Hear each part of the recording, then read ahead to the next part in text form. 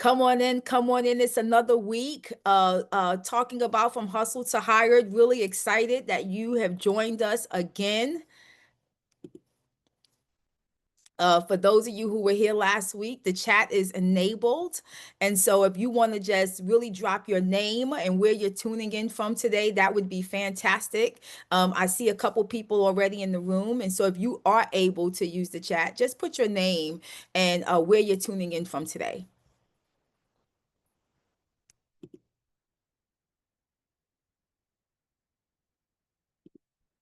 I'm going to start.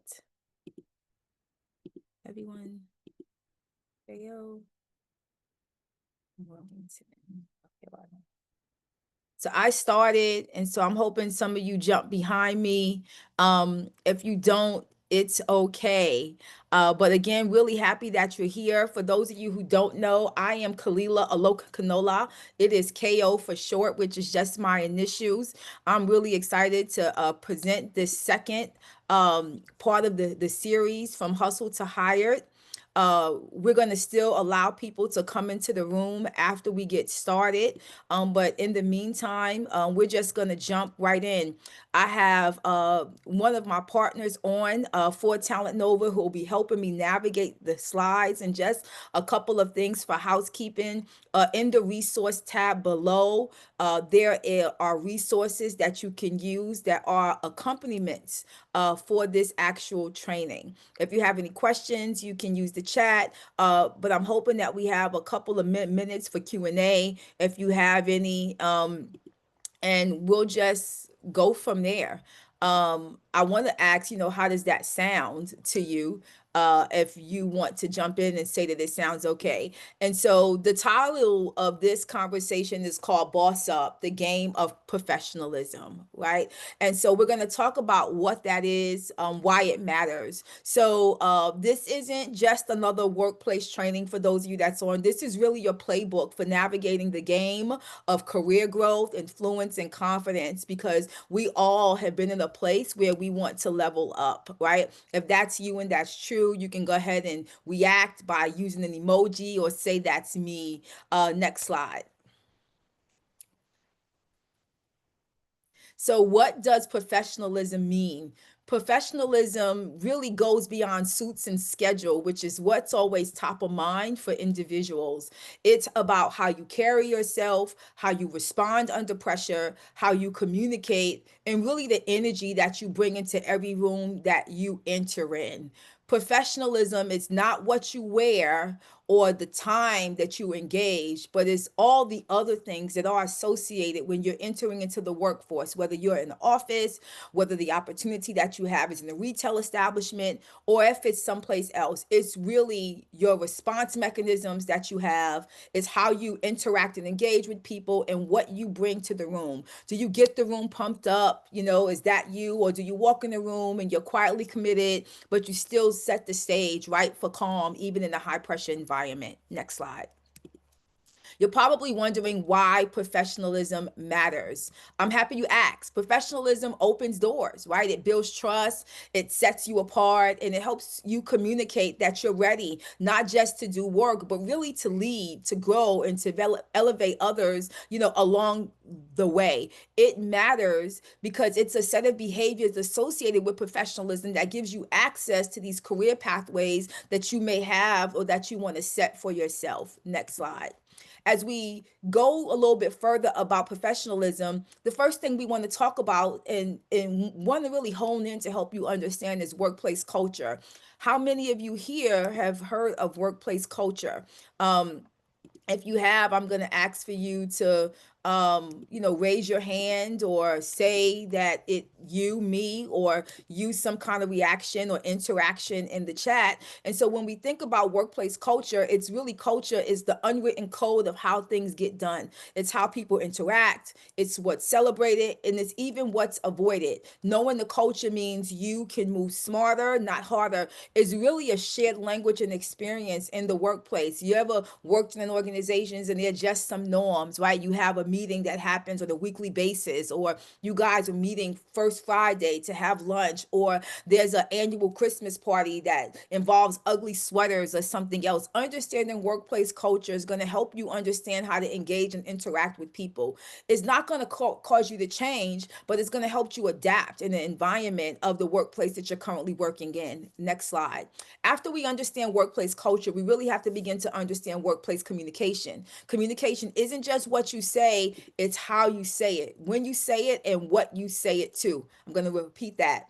Communication isn't just what you say, it's how you say it, it's when you say it, and it's who you say it to. Knowing the difference between venting and voicing, between tone and timing, can change everything. Has anybody in here had somebody say something to them at the wrong time and it kind of made you feel iffy, right? It wasn't that what they said was bad. It's just it wasn't the moment for it because you already had some other things happening and going on. Or you ever been in a workplace environment and you said something, and after you said it, you had this conversational regret where you're like, maybe that wasn't the right time. When you understand workplace culture, it'll help you navigate in workplace communication to understand that tone and timing, and also the difference between venting and voicing, and who the right person is that you should talk to. Next slide. But in order to communicate, it's not just what you hear, right? Similar to this slide is what you read in the room. If you want to win in an environment, you have to read the room. You have to pay attention to the leadership styles of people. You have to pay attention to who has influence, and you have to understand the unspoken dynamics, right? Observation is really a power move. You have to pay attention to people and what they do. And when you pay attention to people and what they do, it'll help you understand if it is the right timing, or if you have to adapt your language to speak to them as well when you understand how to read the room. I'm going to try to get some interaction with you guys. I see Jillian and Limits here, and if I pronounce that wrong, I apologize. Have you ever had to read the room and what someone was saying was different than what you saw? A simple yes or no in the chat would be great. I'm going to keep going though so that we can stay on track in time. Next slide. So when you read the room, there's a couple of things that you have to pay attention to. And you do that because every detail speaks volumes. You have to notice how people talk, how feedback is handled, even what gets left unsaid. This is how you begin to work to decode workplace culture. So look at the body language. You have to understand what tone is used in emails or Slack, right? And you also have to understand who leads meetings and how. That clarity will help you understand like how you can shape a conversation in interacting and engaging with the people inside of the workplace. Next slide. Body language, right? And so you have to learn how to speak two language. You have to be bilingual. And I'm not talking about another spoken language, but you have to understand body and you have to understand English, or you have to understand signs in meetings. When someone turns their body away, they're disengaged, and we're going to see some of that, right? And so when you understand these two languages at work, your body often communicates before your mouth ever opens. And so you have to learn to use it intentionally. I've been in rooms where I said I was fine, but my arms were crossed. My lip may have been a little poked out, or my face told this crazy story that my mouth was saying something different about. And I'm not sure if you've been there, but I have. And so being able to be bilingual by understanding English and body is something that will help you navigate workplace communication effectively. Next slide. So what does this mean? So for body language, the first look we're going to look at is your body turned away from you. And so if your body is turned away from someone, this really means that you are disengaged and disinterested. And so even though you may be saying that everything is okay, your body language is really telling a story. Next slide. Minimal or tense facial expressions. I always tell people that my face tells on me sometimes. And so it's estimated that your lips and your eyes are responsible for about 80% of your facial expression. So what's that look that you give people?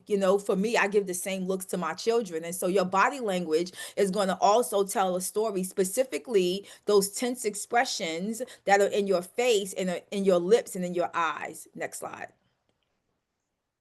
So body language, right? I don't know if you guys know who this is, but this is 50 Cent, right? And so when we think about the body language that he's holding right now, It'll help you understand the body cues and gives you insight that most people miss, right? In this moment, he was preparing to walk out on stage. And so, this is where I usually ask people, what kind of body language do you think that he's displaying in this actual moment, right? Do you think it is fear? Do you think that the body language he's expressing is that he's trying to get a point across, or he's in preparation mode, or is he staring at something and his face is giving us a response? Because remember, it's in the lips and always in the eyes. Next slide.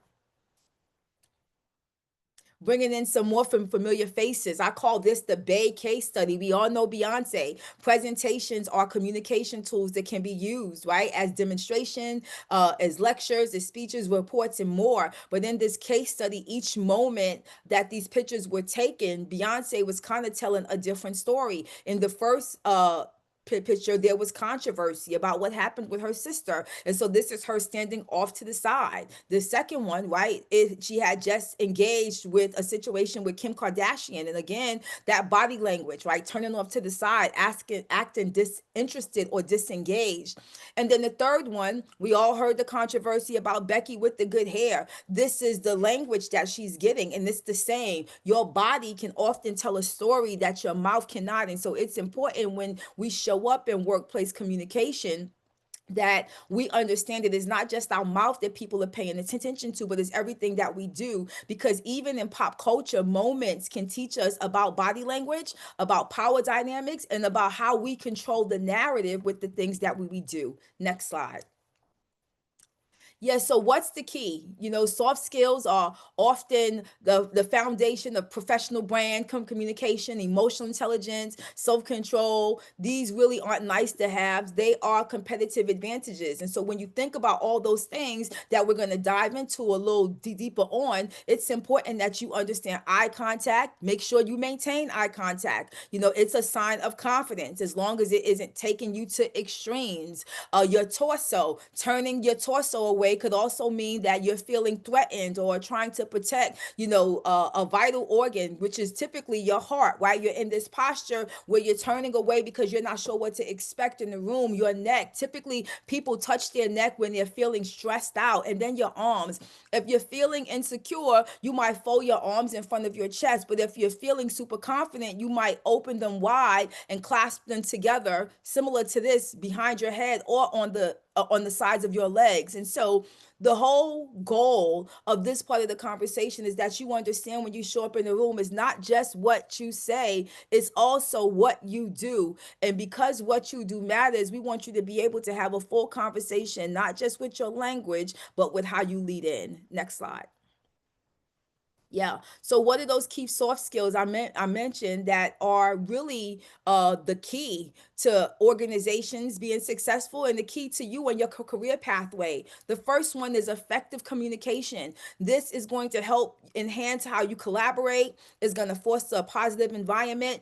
How can I have a conversation with people in the room? What's the language do I need to use? What's the body language I show up as when I'm sitting in front of the room, or I'm sitting down, or I'm passing by? Emotional intelligence. This is a big one. And you're going to hear us talk about communication and emotional intelligence throughout the entirety of this training, because this is going to help you understand and manage your own emotions and those of others. Sometimes we can take care of ourselves, but we can't always prevent how other people are feeling in the workplace. And what emotional intelligence does is it helps you navigate more effectively. When you master emotional intelligence, it really means like you're managing yourself and you're able to read others, right? And it's so important, just because when we show up in rooms, we know that different things are happening. We have all these differences of opinions, and with emotional intelligence, it's going to help you navigate really more effectively and make wiser decisions as individuals that are showing up, right, to build this career that leads to this career pathway. Next slide. Yeah. So, what are the 4 steps to master emotional intelligence? I'm happy that you asked me. Number one is self awareness. Understand your emotions is crucial for effective communication. How am I feeling in the moment? Right. Number two, self control. Manage your emotions. It helps maintain professionalism. So, you have to be aware of what's happening, and then you have to put mechanisms in to help you control it.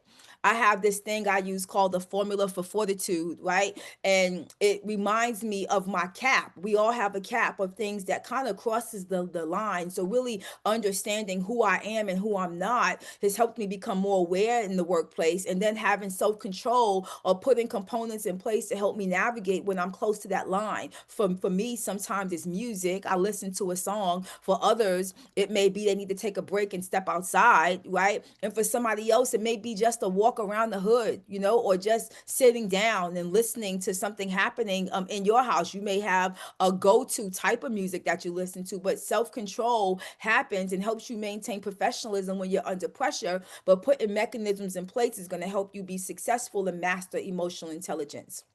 So, what are your essential soft skills for professional success? So, the core soft skills every professional should master is to listen and attentively. I know we spoke a lot about communicating, but part of the communication is also how you listen. If you can listen well, you can respond better. Another critical attribute that elevates your professional image is showing up on time, right? If you are there and you have to be at the workplace at 9 a.m., like walking in at 9 a.m., you barely made it. So showing up 5 to 10 minutes early is going to help you show up and be more successful without the stress that comes along with just barely making it. Next slide.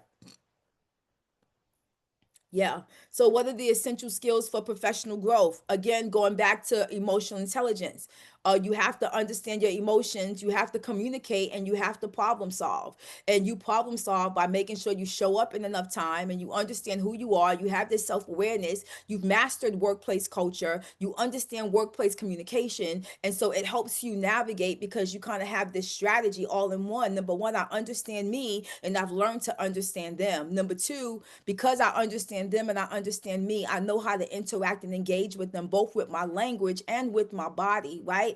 And then I know how to problem solve. I can critically think and creatively lead with these innovative solutions and better decision making because I understand me, I understand them, and I understand how I need to communicate for us to be effective in this work environment that I'm in. Next slide. So, what are some of the soft skills that you need to work with others? Because we hear them say all the time that teamwork makes the dream work. And so you have to be able to problem solve. And it may not be something, y'all, that are here that you learned in the workplace, but if you solve problems in your own personal life, right? You were able to fix a situation at home. If you have served time, you were able to fix something while you were serving time. You understand how to do teamwork because you partnered with somebody to get something done. You understand how to show up. Emotional intelligence is top of mind because you understand who you are and who you're not, and you're flexible. And what flexibility means is that you've gotten to a place where you can be adaptable. And that means that it doesn't always have to be your way, it can be the way that makes sense, the way that makes sense for everyone inside the room. When you think of these soft skills, it's how you show up for others, it's how you solve, it's how you listen, it's how you adapt, and it's going to be how you lead. They're not just professional. I want you to get this for me. They're also personal. These soft skills are not just going to help you at work, they're going to help you in your everyday life. I need to be able to problem solve at home. I need to be able to maintain my emotions at home. I need to be able to communicate at home because when I was younger, most of the trouble I got into was at home. And so understanding these soft skills has given me the ability to navigate in all the different environments that I've had to be in. Next slide. Yeah. So how can you map your soft skills to really workplace scenarios, like matching what you can do, right, and that you do on a daily basis to real life situations? And these are items that you can actually add to your resume. If those of you that are here have already built out your Talent Nova resume, that's fantastic. If you haven't, I want you to look at these things that you already do and what it means, and go get your resume updated so that you can add these skills to it, because businesses everywhere are looking for individuals with soft skills. So, have you been able to listen to feedback calmly? You have emotional intelligence. Have you been able to show up on time consistently? You have good time management. Have you showed up on time consistently again? Conflict resolution. When I put that here, I remember thinking, how can I explain that to them in a really thoughtful and intentional way so that they understand why showing up on time helps you resolve conflict. Oftentimes, when you show up late, you walk in frantic, you walk in behind schedule, you have to interact and engage with your manager because you wasn't where you were supposed to be on time. And so, if you can show up on time in a really intentional and thoughtful way and just be where you're supposed to be, right? It's going to help you avoid all the conflict in the world in the workplace, being talking to by your boss, getting put on a performance improvement plan, showing up stressed, right? And once you show up stressed in the morning, your whole day seems to go downhill. It was easy for me to say that you've been able to fix a problem, and that's conflict resolution. But sometimes the conflict that we have to resolve in the world of work, especially if we have re-entered back into the workplace, is going to start with us. It's going to start with us showing up, doing what we say we're going to do, right? And then injecting positivity. The next one is asking for help when needed. How can I communicate and do that with humility? You may not have all the tools that you need in the workplace, so how can I show up and just ask for it? How can I be adaptable? That means that you learn something quickly. And then as a team member and understanding teamwork, that's you offering help to your teammates. You may have offered help to someone that served time with you. If you have a caseload, you may have people that offer help like within that program or a process or practice that you have happening or that you've engaged in. And so what you do can translate into soft skills. You can map one to the other and you can update your resume for it because organizations are looking for people with emotional intelligence. They're looking for people that are going to show up on time. They're looking for people who can resolve conflict, both inside the company and within themselves. They're looking for people who understands how to communicate and can do it with humility. But that that doesn't mean that you that doesn't mean that you don't showcase or highlight the things that you're really good at. That just means that you understand how to speak to people, and because you have emotional intelligence, you understand that your way may not be the way that everybody wants to go with, but you're willing to be adaptable and to speak to the person based on where they are, not to tell them that they're wrong, but to clarify where they are so that you can navigate through. Next slide. Yeah. So, when we are thinking and considering about the soft skills that we learned, when we're thinking about workplace communication, when we are thinking about those pictures that we saw with Beyonce and with 50 Cents, what steps that you can take, also applying your soft skills to effectively read the room. You can observe the body language of people, right? You can listen actively. You can adapt your approach and you can be empathetic. And I'm going to spend a little bit of time on empathetic because I feel like I've spoken to you guys about all these.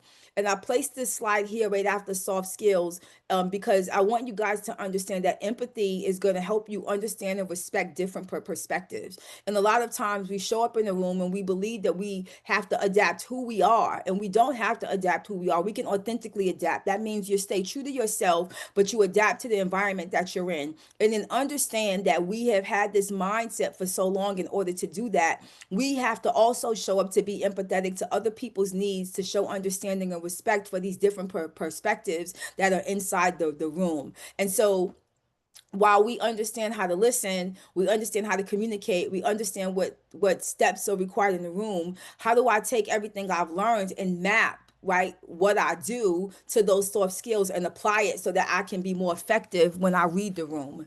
And you do that by paying attention. You do that by engaging fully in conversations to grasp the underlying messages. You know, one of the things I tell people is that I speak block and I speak boardroom, right? You can't get much over on me because I've been able to navigate through both. And so I listen to what you say, but I also listen to what you don't say. And because I do that, those soft skills I've been able to pick up in that past experience has helped me read the room. And so I don't want you guys to think that this is something brand new that you have to dig deeper and learn. These are things that you do on a daily basis. I'm just showing you how to apply them in order so that you can effectively show up on the workplace a little bit differently because you have them. Sometimes you have to understand how to use them. Next slide.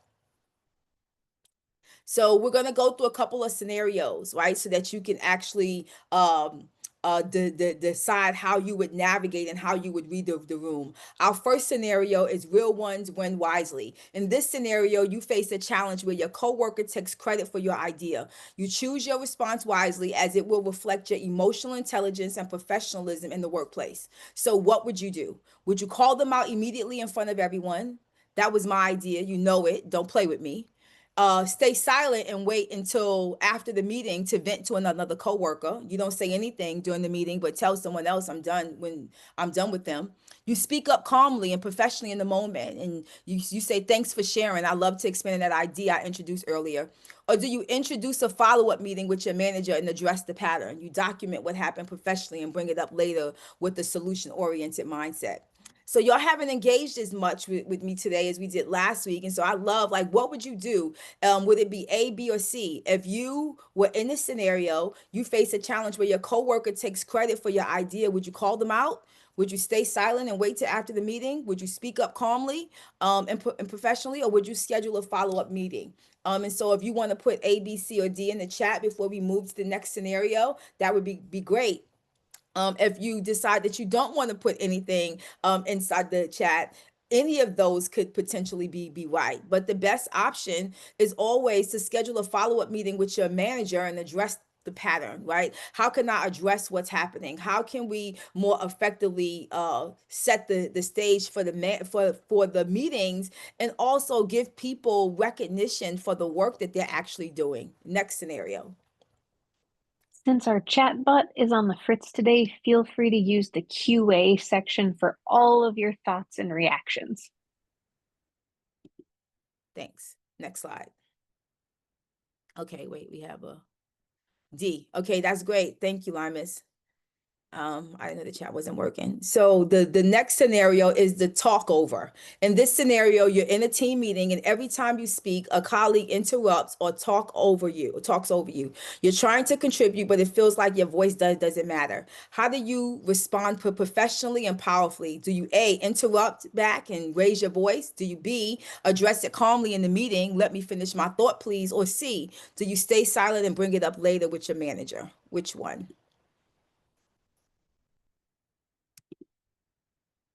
Mhm. Awesome. A, B, C. And so, yeah. So how would you respond to this talk over? Do you say, don't interrupt me? I'll interrupt back and raise my voice. I can address it calmly, or I'll stay silent. B. Thank you. Yeah, I would address it calmly too. And ask them to let me finish in the room. Good choice. Next slide. Another scenario. The group chat gossip. Ooh, we don't like workplace gossip. In this scenario, you're added to a team group text where a few coworkers are gossiping about another employee. It's getting messy and you're not comfortable being part of it. What do? A, leave the chat immediately without saying anything. B, send a message. Hey, y'all, this convo feels off. Let's keep it professional. C, screenshot it and report it to HR. B, thank you. B. Okay, we got a B. Yeah.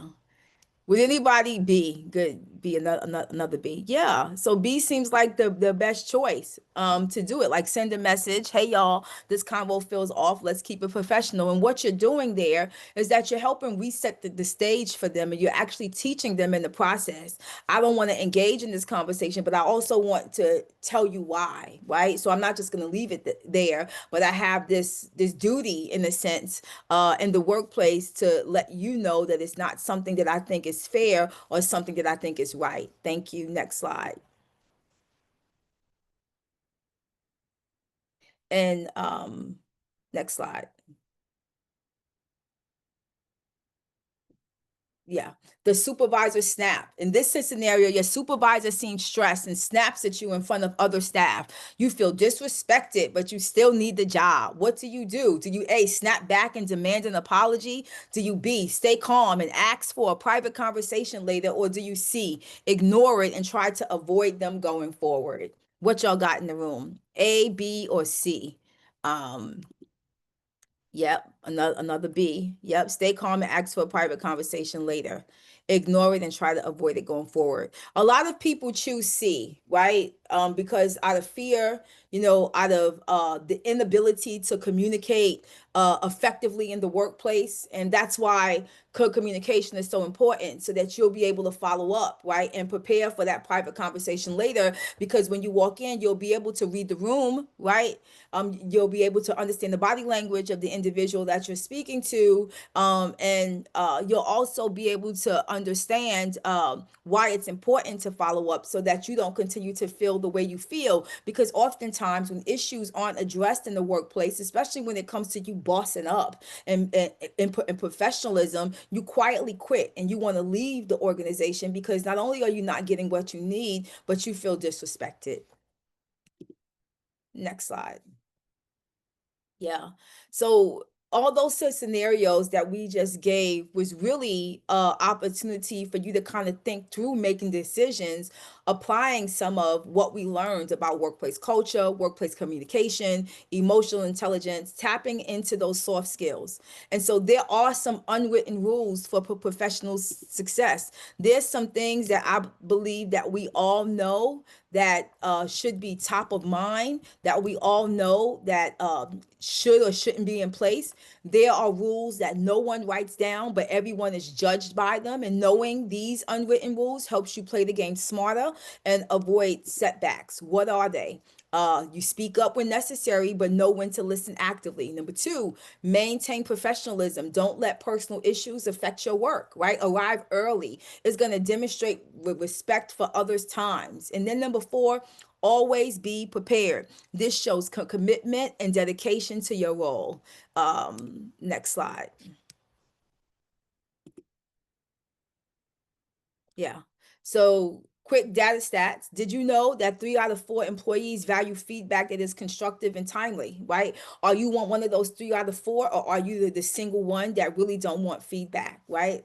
And you can use the Q&A area to ask questions, or to say yes or no, or to use the hand up if you want to react to something. Did you know that 85% say that effective communication enhances team performance significantly? So what that means is that when your team can communicate more effectively, the performance of it increases. I believe when you look at the data stats, they say that companies lose millions and millions of dollars every year because of workplace communication. And so for you to be able to show up and to be able to effectively communicate, because you're bilingual, you speak body and English, right? And maybe you're trilingual if you have another language, right? You become an asset to the organization. 1 billion people, poor communication costs businesses this amount annually. I don't know about you, but that was a wow factor for me when I realized that people lose money, organization lose money, because conflict arises when a conversation is not happening in the workplace, or when something has been miscommunicated. You can be fighting a battle that you didn't even know existed, and it could be all tied to just communication. Next slide. So, did you also know inside of the workplace, there's a data stat that says 35% of individuals show up to the workplace with the full skills that they have for the job, but the other 65% admit that they still have learnings to bring them up to speed for the role that they have. And these are not just roles in the office, these are roles in organizations like production and manufacturing, and like what you see on the screen. So I really want to encourage you to know that, when you get hired for a job, you may not have everything that you need, but bossing up is not just about those hard skills. It's about the soft skills that you need to communicate the support that's required, and to gain clarity on what's required of you in the workplace. I always suggest to organizations that the job descriptions need to be dirty. And what I mean by that, to give the full scope of your responsibility, so that you have a clearer understanding to do what you need to do. But taking this short session and this short class that we have is moving you to a point where you can show up and you communicate fully, right, in an effective way, to ask for what you need, and to get what you need, and to understand what other people are offering, not just by what they say, but what they do. Next slide. Yeah. So we have a professional activity for this week, and we also have another activity we're going to do called the professional commandments. But this week, I want you to take the opportunity really to reflect on your personal skills and growth. I want you to take one of the workplace scenarios that we have, and listen and read and look at your answer and maybe share it with somebody or ask yourself, what would you actually say in this situation if it was you? And how have you navigated through it? And what does that navigation say about the soft skills that you have? Because once you come up with your response, you'll be able to see when you look at that mapping slide that you have so many soft skills that you can apply to your resume that'll help you address challenges. These are also workplace scenarios that you can use when you're having a conversation in an interview. Has anybody that's on here ever had an interview and they gave you scenarios and tried to ask you what your response would be? You can simply put yes or no. Like, tell me a time when you had to navigate a challenge in the workplace, right? Or tell me a time, I see the thumbs up, or tell me a time when you had to fix this issue, right? Or tell me a time, thank you, Jillian, for chiming in, or tell me a time when this was hard. And so those workplace scenarios could simply say, like when they ask you, give me an example, and you can use an example that we gave you here at Talent Nova and this from Hustle to Hire training, just to simply say, like I was presented with a workplace scenario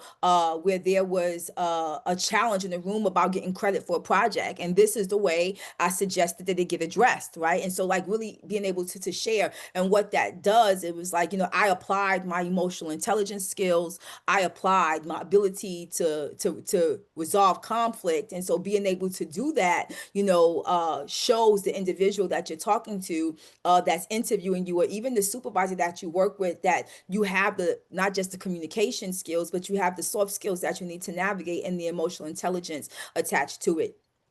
I also want you to write down your professional commandments, and we're going to get to this in the next slide. And consider how you previously handled conflict. And so if you had a hard time or a difficult time resolving an issue, like again, be self-aware, right? Know who you are and who you're not. Like know there's a law of lid. Know what your cap is, right? And after your cap, what is it that's going to help you navigate, back down from that place that really stirred up your emotions? Is it a song? Is it a quote, right? I like listening to hip hop, and so I'm throwing on Biggie Smalls, which may not be the best example, right? But I'm throwing on Biggie Smalls, right? Or another type of music, or some R&B, or I am saying "You are brave, Kalila," right? And so I'm using these quotes and this music to really help me navigate through, to bring my emotions back down to a level 1, 2, because something happened and it took me up to 10, but I identified what that thing was, and that's going to help me navigate, and I want you to take these insights that you learned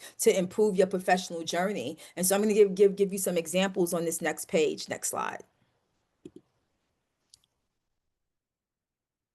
Yeah. So what do professional commandments look like? And so a professional commandment is something that you commit to yourself. The first one is, I will speak with clarity, not chaos, right? I'm showing up and I'm going to make sure I'm clear. I'm not going to sugarcoat it, but I'm also going to say things that are in line with the levels of professionalism that I learned. Number two, I will show up early and prepared every time, and if you can't be there super early, you're going to get there 5 minutes early, because it's going to be more for you than for the workplace. When you show up and you give yourself space in the place, right, it's going to help you navigate for the rest of your day. Number three, you won't let pressure push you out of character, right? And has anybody ever had pressure push them out of character? Like at the workplace, you had so many things to do, and you said in the back of your mind that you're only one person and you can't get all these things done. Or you may have been navigating, life on a daily basis in addition to what you were facing at work, and it just became a heavy load. And so a professional commandment there is, I won't let pressure push me out of character. I'm going to maintain who I am, and I'm not here to prove myself, but I just am here to introduce myself. No, number four, I will check my tone before I check my email. And what that means, and is so good, is, has anybody that's in the room ever got an email that sounded rude? If that's you, just put yes or no, or you can just do the hand up like you guys have been doing. Yeah. So sometimes when we communicate via email, it comes off wrong, right? And it's because of the language that the person is using when they're writing. They don't understand workplace communication, or they don't understand who's also in the workplace. Just like a side note, we have five generations in the workplace right now.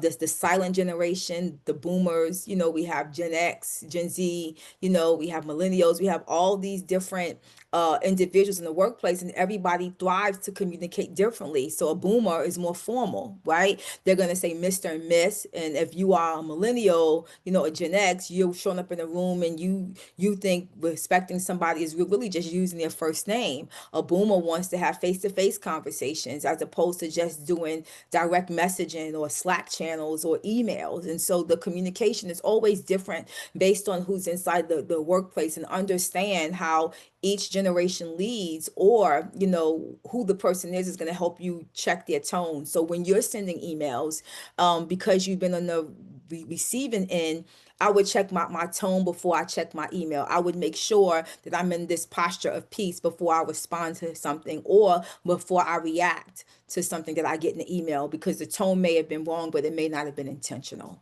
Number five, I will ask questions instead of making assumptions. And this is just to give you a little bit of clarity. Sometimes people say things, and because we have different lived and learned experience, it can come off in a different way. Like what they may consider is okay may not be okay to you, because you learn differently.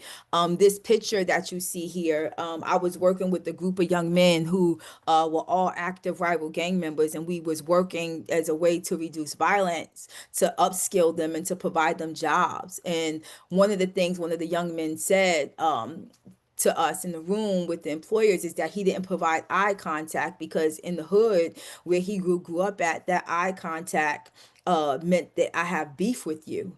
But to somebody else who doesn't have that knowledge, a lack of eye contact means that either that person is not confident, or they're not paying you any attention. And so it was important for us in that moment to begin to ask more questions instead of making assumptions, because we learn different, and because we learn different, we lead different. Does that make sense to you? Thumbs up. Yeah.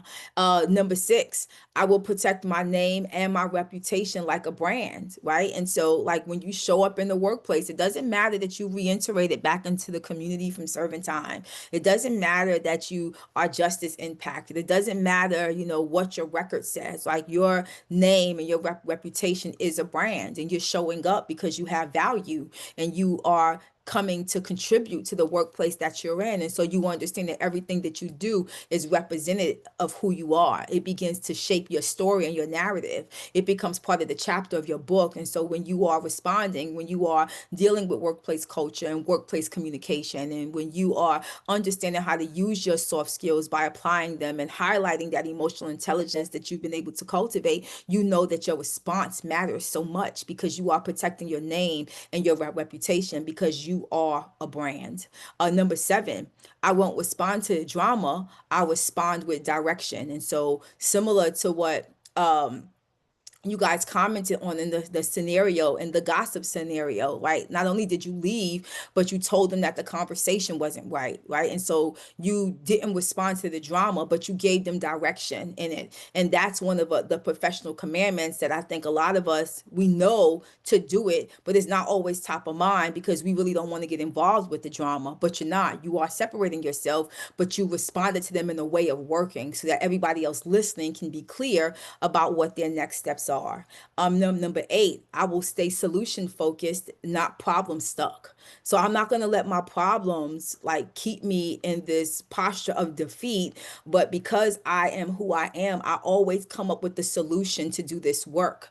And so I understand how to resolve conflict, right? I have soft skills that map to the workplace, and I can apply them by coming up with a route out. Number nine, I will treat every opportunity like it's a stepping stone. So every communication opportunity, every interaction at work, every project that I do, it's another stepping stone. It's taking me someplace new, right? It becomes a learning experience and a leading opportunity. And then number 10, I will bring excellence even when no one's watching. It's always great to do good work when somebody's in the room and they have their eyes on you. But what do you do when no one's watching you? And so these are the 10 commandments. I'm going to ask y'all to lift heavy right now. And I don't know if you can, because I know that you guys are writing in the Q&A section. If you had to choose one of these professional commandments top of mind that you would choose as we wrap up today, what would it be? Would it be number one, I will speak with clarity, not chaos? Number two, I will show up early and prepared every time. Number three, I won't let pressure push me out of character. Number four, I will check my tone before I check my email. Number five, I will ask questions instead of making assumptions. Number six, I will protect my name and my reputation like a brand. Number seven, I won't respond to drama. I'll respond with direction. Number eight, I will stay solution focused, not problem stuck. Number nine, I will treat every opportunity like it's a stepping stone. And number 10, I will bring excellence even when no one is watching. Let's see. Jillian said that she would use number nine.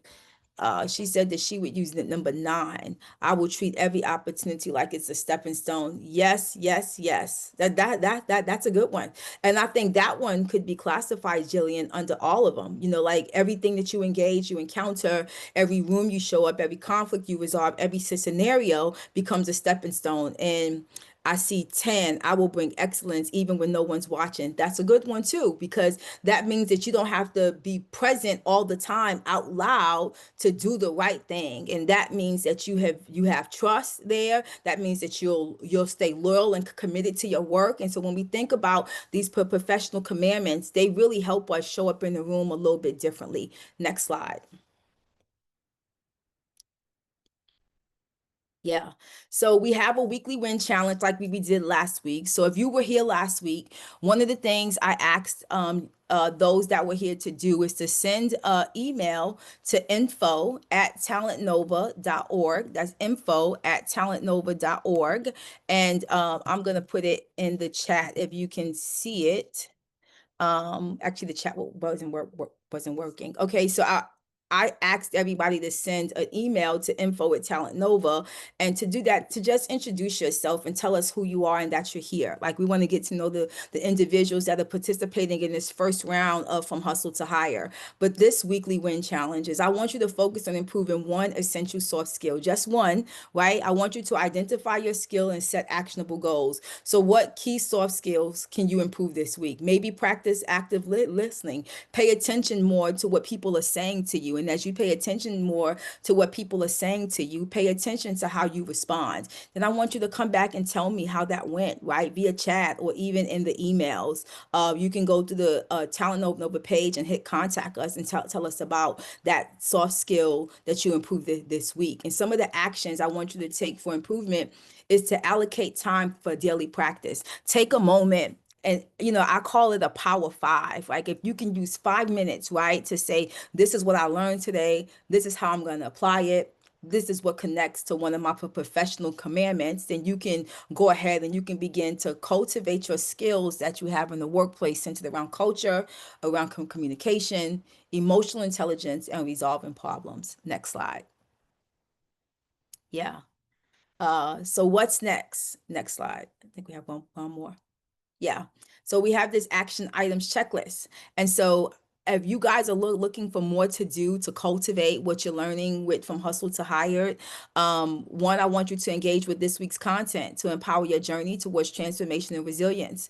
Again, if you look at the bottom of your screen where it says resources on the Zoom, if you click that resource, there are worksheets that you can download and you can use that's connected to this training that you just did. But you can also do these active steps, right? You can take a lesson from LinkedIn Learning. LinkedIn, you can go there, you can Google by topic, and there's a learning class that pops up, and it can accompany some of what you've heard and experienced here today. I want you to reflect on 3 key takeaways from the lesson that you can apply on the job. Would anybody be willing to share one lesson that you learned today in the Q&A section that you can apply in the job? If you're so inclined, we would love to hear just one, right? And one key takeaway from the lesson, and I'm going to keep talking while you guys are writing. Number 3, you can create your own list of 3 professional commandment habits, right? What are the habits? I know Jillian said 9, Lyman said 10, and so, like, what other commandments can you apply at work? And then number four, practice your power. Stand in front of the mirror and say, I don't just have potential, I have professionalism. So show up really in the room, right? And practice how you speak out loud, right? Practice your posture so that when you walk in the room, you are more comfortable and confident in who you are. And I see that we have one person that responded that said that one of the reflections of the three key takeaways was to check my emotions.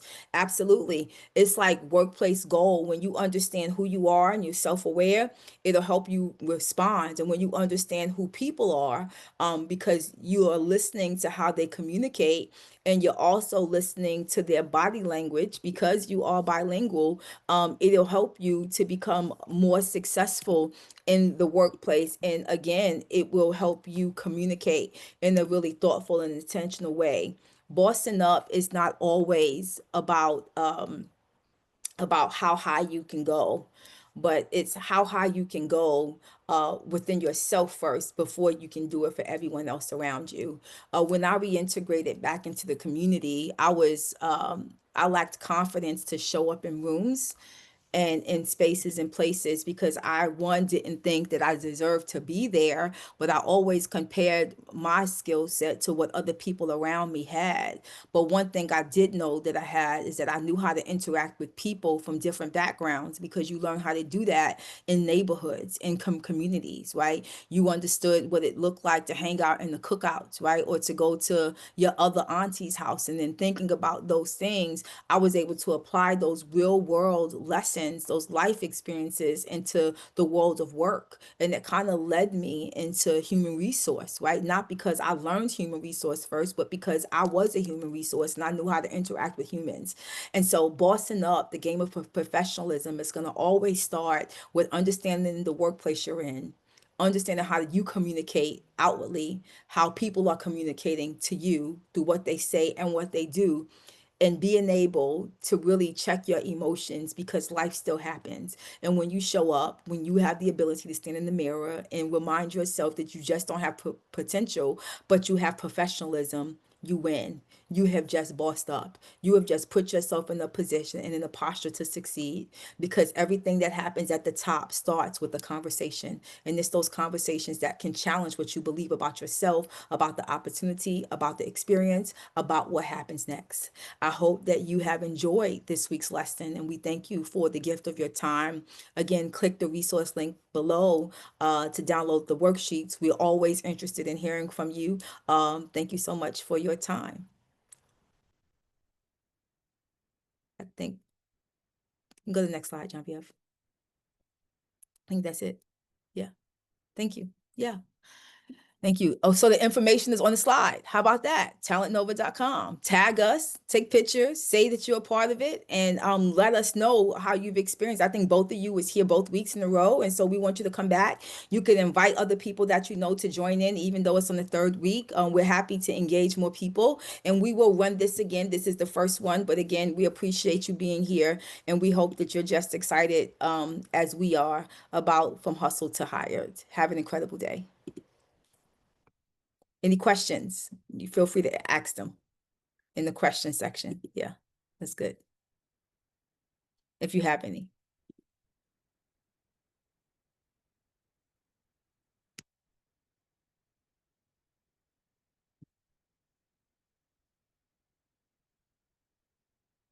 You're welcome, Jillian. Thank you. Thank you. The sun came out. I feel like singing Annie. Amazing. I love You it. too. I will invite. Great information, very clear and very helpful. Thank you so much. Hey, we're going to quote you on that. We appreciate that. Thank you for your time. We hope you grab something from it. Invite some friends that you know can benefit from it. That's what it's here for. We both hope that you guys have an incredible rest of your week, and we'll see you again hopefully next week this time.